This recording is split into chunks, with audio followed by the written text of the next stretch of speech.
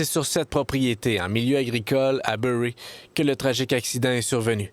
Une balançoire artisanale avait été construite pour amuser les enfants.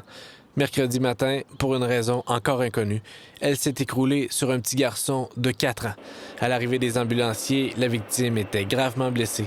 Son décès a été constaté un peu plus tard à l'hôpital. C'est un choc autant pour la famille biologique de l'enfant que sa famille d'accueil, là où s'est produit l'accident. On a tout de suite mis en place toutes les mesures de soutien nécessaires pour tous les proches de cet enfant-là.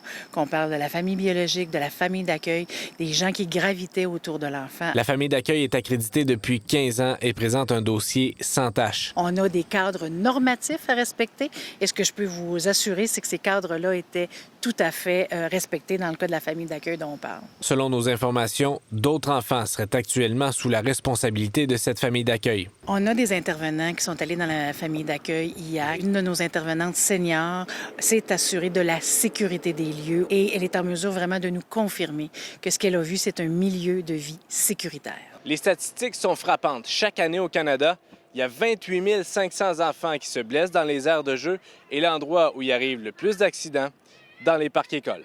34 des blessures ont lieu au parc public, alors que seulement 19 surviennent à la maison. Parmi tous les accidents qui se produisent sur des propriétés privées, la principale cause est la balançoire. Viennent ensuite la glissoire et les jeux modulaires. La Sûreté du Québec continue son enquête sur ce qui s'est passé ici hier matin, mais à première vue, on nous dit qu'il n'y a rien qui laisse croire qu'il y a eu de la négligence.